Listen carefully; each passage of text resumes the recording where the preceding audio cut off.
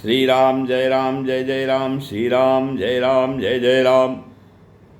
ध्येयं सदा परिभवघ्नमभीषदोहं तीर्थास्पदं शिवविरिञ्चिनुतं शरण्यं बध्यत्यार्तिहं प्रणतपालभवाब्धिपोतं वन्दे महापुरुषते चरणारविन्दम्। ओम श्री सीतारामचंद्राभ्यां नमः, उमामहेश्वराभ्यां नमः, श्रीकादशमुखी दक्षिणेश्वरधाम दरगाह नमः। ओम श्री सद्गुरु चरण कमलेभ्यो नमः। सत्संग के क्रम में आज श्रीमद् भागवत महापुराण के दशम स्कंध की 24वां अध्याय 24वां अध्याय कथा है, जिसमें इंद्र यज्ञ का निवारण था। इंद्र के यज्ञ से मुक्ति दिलाना है। तो श्री सुखदेव जी कहते हैं कि भगवान अपि तत्रैवे बलदेवी संयुतः अपश्यन् निवसन गोपान् इंद्रयाग कृतोद्यमान। तो परीक्षित, भगवान श्री कृष्ण बलराम जी के साथ वृंदावन में रहकर अनेकों प्रकार की लीलाएं कर रहे थे। उन्होंने एक दिन देखा कि वहाँ सब गोप इंद्र यज्ञ करने की तैयारी कर रहे हैं। भगवान श्री कृष्ण सबके अंतर्यामी और सर्वज्ञ हैं, उनसे कोई बात छिपी नहीं थी, वे सब जानते थे। फिर भी विनयावनत होकर उन्होंने नंद बाबा बूढ़े बूढ़े गोपों से पूछा, कथ्यतां मे पिता कोऽयं संभ्रमो वा उपागतः किं फलं कस्य चोद्देशः केन वा साध्यते मखः। पिताजी, आप लोगों के सामने यह कौन सा बड़ा भारी काम, कौन सा उत्सव आ पहुँचा है, इसका फल क्या है, किस उद्देश्य से, कौन लोग किन साधनों के द्वारा यह यज्ञ किया करते हैं। पिताजी, आप मुझे यह अवश्य बतलाइए। आप मेरे पिता हैं और मैं आपका पुत्र। ये बातें सुनने के लिए मुझे बड़ी उत्कंठा हो रही है। पिताजी, जो संत पुरुष सबको अपनी आत्मा मानते हैं, जिनकी दृष्टि में अपने और पर्याय का भेद नहीं है, जिनका न कोई मित्र है, न शत्रु है और न उदासीन है, उनके पास छिपाने की तो कोई बात होती ही नहीं। परंतु यदि ऐसी स्थिति ना हो तो रहस्य की बात शत्रु को की भांति उदासीन से भी नहीं कहनी चाहिए। मित्र तो अपने समान ही कहा गया है, इसलिए उससे कोई बात छिपाई नहीं जाती। यह संसारी मनुष्य बेसमझे अनेकों प्रकार के कर्मों का अनुष्ठान करता है। उनमें से समझ बूझ कर करने वाले पुरुषों के कर्म जैसे सफल होते हैं, वैसे बेसमझ के नहीं। अतः जो है, इस समय आप लोग जो क्रिया योग करने का जा रहे हैं, वह सूर्यों के साथ विचारित शास्त्र सम्मत है अथवा लौकिक ही है, मैं यह सब जानना चाहता हूँ। आप कृपा करके स्पष्ट रूप से बताइए।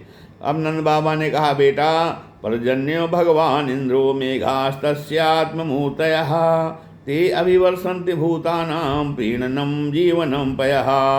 भगवान इंद्र वर्षा करने वाले मेघों के स्वामी हैं। वे मेघ उन्हीं के अपने रूप हैं। वे समस्त प्राणियों को तृप्त करने वाला एवं जीवन दान करने वाला जल बरसाते हैं। और मेरे प्यारे पुत्र, हम और दूसरे लोग भी उन्हीं मेघपति भगवान इंद्र की यज्ञों के द्वारा पूजा किया करते हैं। जिन सामग्रियों से यज्ञ होता है, वे भी उनके बरसाए हुए शक्तिशाली जल से उत्पन्न होती हैं।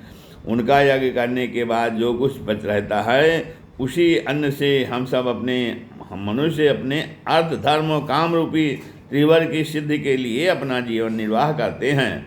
मनुष्यों के खेती आदि प्रयत्नों के फल देने वाले इंद्र ही हैं। यह धर्म हमारी कुल परंपरा से चला आया है। जो मनुष्य काम, लोभ, भय अथवा देशवश ऐसे परंपरागत धर्म को छोड़ देता है, उसका कभी मंगल नहीं होता। परीक्षित, सुखदेव जी कहते हैं कि भाई परीक्षित, ब्रह्मा शंकर आदि भी शासन करने वाले केशव भगवान ने नंद बाबा और दूसरे ब्रजवासियों की बात सुनकर इंद्र को क्रोध दिलाने के लिए अपने पिता नंद बाबा से कहा। श्री भगवान ने कहा कि कर्मणा जायते जंतुः कर्मणैव विलीयते सुखम दुखम भयम क्षेमम कर्मणैवाभिपद्यते अस्ति चेदीश्वरः कश्चिन् फलरूप्यन्य कर्मणाम् कर्तारंभते सोपि न ह्यकर्तुः प्रभुर्हि सः।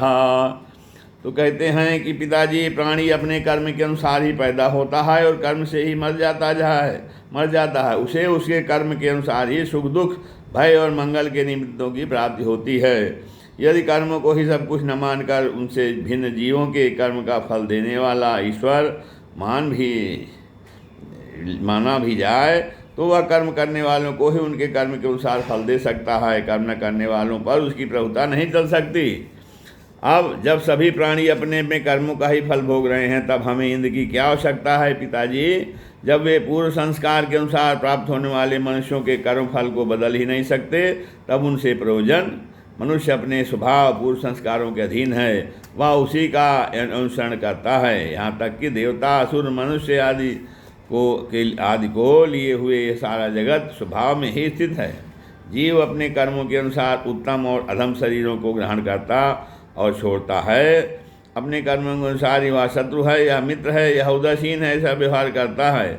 कहाँ तक कहूँ, कर्म ही गुरु और कर्म ही ईश्वर है। देहानुच्चावचांजंतु प्राप्योत्सृजति कर्मणा शत्रुर्मित्रमुदासीना कर्मैव गुरुरीश्वरः। तो कर्म ही गुरु है और कर्म ही ईश्वर है। इसलिए पिताजी, मनुष्य को चाहिए कि पूर्व संस्कारों के अनुसार अपने वर्ण तथा आश्रम के अनुकूल धर्मों का पालन करता हुआ कर्म का ही आदर करे। जिसके द्वारा मनुष्य की जीविका सुगमता से चलती है, वही उसका इष्ट देव होता है। जैसे अपने विवाहित पद को छोड़कर जार पद का सेवन करने वाली व्यभिचारिणी स्त्री कभी शांति लाभ नहीं करती, वैसे ही जो मनुष्य अपनी आजीविका चलाने वाले एक देवता को छोड़कर किसी दूसरे देवता की उपासना करते हैं, उससे उन्हें कभी सुख नहीं मिलता। ब्राह्मण वेदों के अध्यापन, क्षत्रिय पृथ्वी पालन से, वैसे वार्ताविद से, और शूद्र ब्राह्मण क्षत्रिय और वैश्यों की सेवा से अपनी जीविका का निर्वाह करें। वैश्यों की वार्ताविद 4 प्रकार की होती: कृषि, वाणिज्य, गौरक्षा और ब्याज लेना। हम लोग इन चारों में से एक केवल गोपालन ही सदा करते रहे हैं। पिताजी, संसार की स्थिति, उत्पत्ति और अंत के कारण क्रमशः सत्वगुण, रजोगुण और तमोगुण हैं। या विविध प्रकार के तमोगुण जगत स्त्री पुरुष के संयोग से रजोगुण के द्वारा उत्पन्न होता है।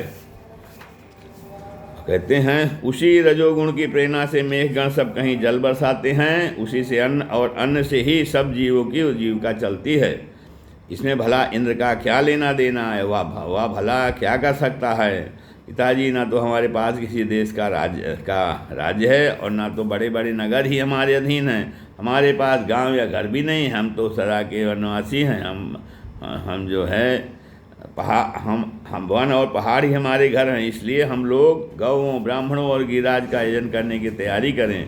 इंद्र यज्ञ के लिए जो सामग्रियाँ इकट्ठी की गई हैं, उन्हीं से इस यज्ञ का अनुष्ठान होने दें। अनेकों प्रकार के पकवान, खीर, हलवा, पुआ, पूरी आदि देकर मूंग की दाल तक बनाए जाएं। ब्रज का सारा दूध एकत्र कर लिया जाए। वेदवादी ब्राह्मणों के द्वारा भली भांति हवन करवाया जाए तथा उन्हें अनेकों प्रकार के अन्न, शौर्य और दक्षिणाएँ दी जाएँ। और भी चांडाल पतित तथा कुत्तों कुत्तों तक को यथा योग्य वस्तुएं देकर गायों की तरह चारा दिया जाए। और फिर गिरिराज को भोग लगाया जाए। इसके बाद खूब प्रसाद खा पी कर सुंदर सुंदर वस्त्र पहनकर गहनों सजा लिया जाए और चंदन लगाकर गौ, तस्कर, ब्राह्मण आदि पिताजी अग्नि तथा गिरिराज गोवर्धन की प्रदक्षिणा की जाए। पिताजी, मेरी तो ऐसी सहमति है। यदि आप लोगों को रुचे तो ऐसा ही कीजिए। ऐसा यज्ञ गौ, ब्राह्मण और गिरिराज को तो प्रिय होगा ही, मुझे भी बहुत प्रिय है। श्री सुखदेव जी कहते हैं, परिच्छेद कालात्मा भगवान की इच्छा थी कि इंद्र का घमंड चूर चूर कर दें। तो नंद बाबा आदि गोपन उनकी बात सुनकर बड़ी प्रसन्नता स्वीकार कर ली। भगवान श्री कृष्ण ने जिस प्रकार यज्ञ करने को कहा था, उस वैसा ही यज्ञ उन्होंने प्रारंभ किया। पहले ब्राह्मणों से स्वस्तिवाचन कराकर उसी सामग्री से गिरिराज और ब्राह्मणों को की सामग्री भेंट दी तथा गौों को हरी हरी घास खिलाई। उसके बाद नंद बाबा आदि गोपों ने गौों को आगे करके गिरिराज की प्रदक्षिणा की और फिर जो है ब्राह्मणों का आशीर्वाद प्राप्त करके और वे गोपियाँ भली भांति श्रृंगार करके और बैलों से जूती गाड़ियों पर सवार होकर भगवान श्री कृष्ण की लीलाओं का गान करती हुई गिरिराज की परिक्रमा करने लगी। कृष्णस्त्वयन्यतमं रूपं गोप विश्रम्भणं गतः शैलोस्मीति ब्रुवन् भूरि बलिमा दद बृहद वपुः। तो भगवान श्री कृष्ण गोपों को विश्वास दिलाने के लिए गिरिराज के ऊपर एक दूसरा विशाल शरीर धारण करके प्रकट हो गए तथा मैं गिरिराज हूँ इस प्रकार कहते हुए सारी सामग्री जो है और आरोपने लगे। फिर भगवान श्री कृष्ण ने अपने उस स्वरूप को दूसरे ब्रजवासियों के साथ स्वयं भी प्रणाम किया और कहने लगे, देखो कैसा सामर्थ्य है, गिरिराज ने साक्षात प्रकट होकर हम पर कृपा की है। वे चाहे जैसा रूप धारण कर सकते हैं। जो बदमाशी जीव इनका निरादर करते हैं उन्हें ये नष्ट कर डालते हैं। आओ अपना और गौ कल्याण करने के लिए इन गिरिराज को हम नमस्कार करें। इस प्रकार भगवान श्री कृष्ण की प्रेरणा से नंद बाबा आदि बड़े बड़े गोपों ने गिरिराज, गौ और ब्राह्मणों का विश्वपूर्वक पूजन किया तथा वृंदावन तथा ब्राह्मणों का विश्वपूर्वक तथा फिर श्री कृष्ण के साथ संब्रज में लौट आए। इस श्रीमद्भागवते महापुराणे पारमहंस्यायां संहितायां दशम स्कंधे पूर्वाधे चतुर्विंशो अध्यायः। श्री राम जय जय राम।